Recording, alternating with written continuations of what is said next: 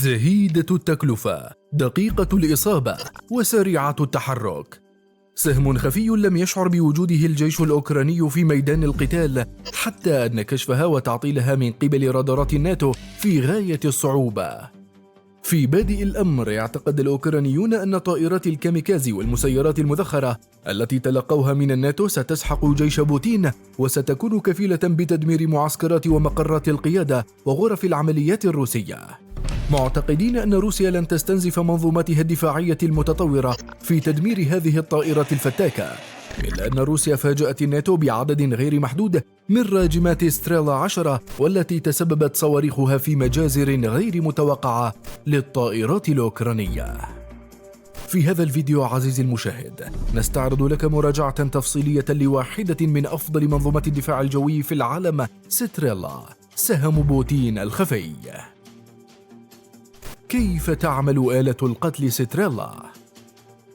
تستطيع المنظومة السوفيتية العمل كوحدة مستقلة أو ضمن فصيلة دفاع جوي متكاملة، وهذه الميزة تتوفر في غالب منظومات السوفييت القصيرة.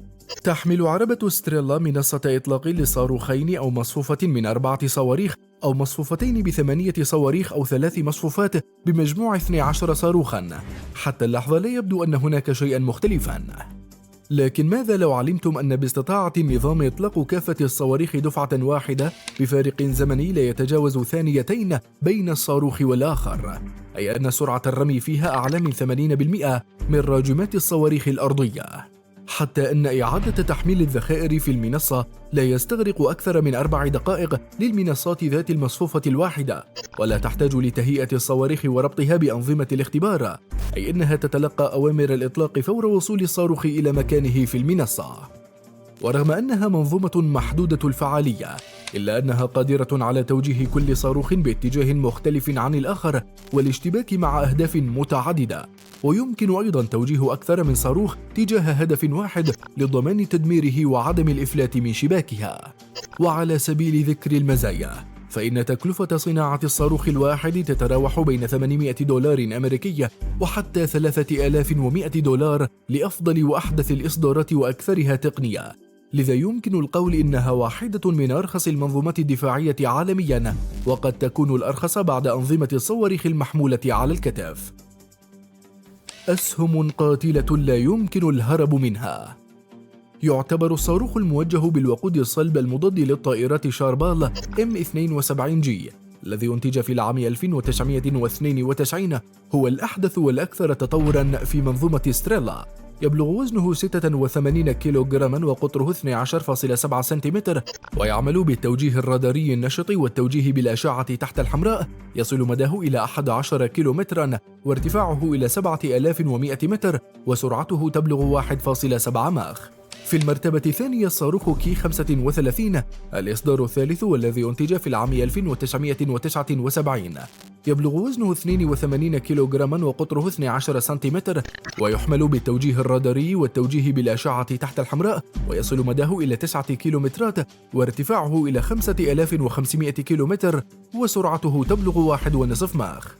أما الإصدارات كي 35 الجيل الأول والثاني والصاروخ كي 31 والتي تم إنتاجها في حقبة السبعينيات والثمانينيات، فهي متشابهة في الخصائص. يتم توجيهها بواسطة كرة الباحث الحراري في مقدمة الصاروخ، ويبلغ وزنها 40 كيلوغراما، ويتراوح مداها بين 3500 و8000 متر. الصواريخ الثلاثة الأخيرة لم تعد روسيا تستخدمها نهائياً، ومن غير المعروف متى قامت بإخراجها عن الخدمة، لكنها لا تزال قيد تشغيل في العديد من البلدان التي تستخدم منظومة ستريلا. نظرة عميقة على هيكل راجمات ستريلا. تم تحميل ستريلا على هيكل الدبابة تي 72 مع تخفيض الدروع وبعض المواصفات الأخرى الغير لازمة للمنظومة. يبلغ طولها 11 متراً فاصل 92 وبعرض 3.56 متر، وارتفاعها لا يتجاوز 2.9 متر، وبوزن إجمالي يبلغ 22 طناً.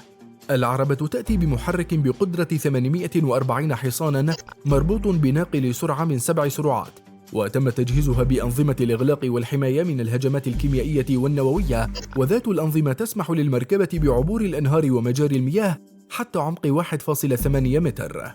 كما تم تزويد العربة برشاش من عيار 12.7 ملم للحماية الذاتية، يتم تشغيله بشكل يدوي من داخل العربة مع مخزن ذخائر مخصص له يستوعب حتى 1000 طلقة.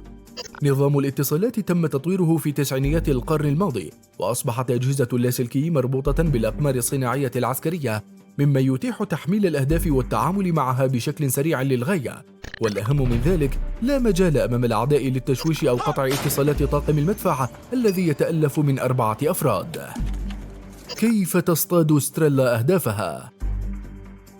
خضعت منظومة ستريلا للعديد من التحسينات، وبعض التحسينات وصلت إلى عدد محدود من قطع المنظومة، كنظام الوحدة الكهروضوئية ثنائية القناة مع آلة تتبع الهدف الأوتوماتيكية، مما يتيح إجراء عمليات قتالية في الليل وفي حالة الطقس السيء والرؤية البصرية في وقت واحد في قناتين سلبيتين، مما يزيد من فعالية استخدام منظومة الصواريخ المضادة للطائرات، وتحديد المدى بالليزر، مما يوفر للطاقم دقة في تحديد توقيت الإطلاق على الهدف. وهذا النظام بالتحديد ساهم برفع كفائية ستريلا بنسبة 25% عن مثيلاتها التي لم تتزود به.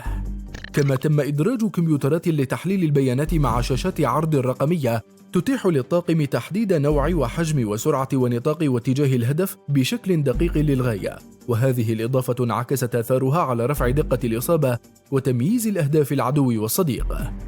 أما الإضافة التي شملت كافة قطع المنظومة في روسيا والنسخ التصديرية منها، فكانت محرك توليد الطاقة الذي يعمل بالديزل، مما أتاح للطاقم الحصول على الكهرباء اللازمة لتشغيل النظام دون الحاجة لتشغيل محرك العربة، وبالنتيجة قضاء أوقات طويلة في المهمة دون استنفاذ كمية الوقود من خزانات العربة. الرادار وأجهزة الرصد. تكشف منظومة ستريلا عن أهدافها بواسطة رادار من طراز P31 يبلغ مداه 30 كيلومترا، وهو قادر على كشف 24 هدف في آن واحد وتتبعها جميعها وكشف هوياتها وبياناتها، وهو أشبه بنظام إنذار مبكر للمنظومة، حيث يمكن للطاقم إجراء تكتيكات معينة والترصد للأهداف إلى حين اقترابها من دائرة التصويب ثم تدميرها. كما يقوم هذا الرادار بتوجيه الصواريخ وتتبع مسارها حتى تصيب هدفها بدقة وسرعة عالية للغاية، إضافة لقدرته على إجراء عملية المسح بزاوية 360 درجة كل ثانيتين، أو بنطاق 180 درجة موجهة كل ثانية واحدة. التاريخ التشغيلي. دخلت ستريلا الخدمة في العام 1975 وتم تصديرها لأكثر من 60 جيش حول العالم، منها أرمينيا وأذربيجان وبيلاروسيا وجورجيا والهند وكوريا الشمالية وصربيا وبلغاريا وكرواتيا وتشيك وبولندا، وعربيا تخدم لدى الأردن والعراق وسوريا وليبيا ومصر. تمتلك روسيا نحو 350 عربة ستريلا في الخدمة، بينما ورثت أوكرانيا 70 عربة من الاتحاد السوفيتي، وتلقت نحو 60 عربة كدعم من الدول الأوروبية التي تخلت عن المنظومة وسلمتها لأوكرانيا خلال الحرب الحالية. وبلا شك فإن النسخ التي تمتلكها أوكرانيا ليست بقوة خصائص والقدرات التي تمتلكها روسيا التي دأبت على تطوير المنظومة. ونشرت وزارة الدفاع الروسية أكثر من فيديو يوثق تدمير طائرة مسيرة أوكرانية استطلاعية وانتحارية بمنظومة ستريلا 10 المطورة، ولا تزال أطراف الحرب تتكتم بشدة على الحجم الحقيقي للخسائر البشرية والعتاد الحربي. وأنت عزيزي المشاهد، ما تقييمك لمنظومة ستريلا؟ وبرأيك هل تستطيع أوكرانيا تخطي الدفاعات الروسية في هجماتها بالطائرات المسيرة؟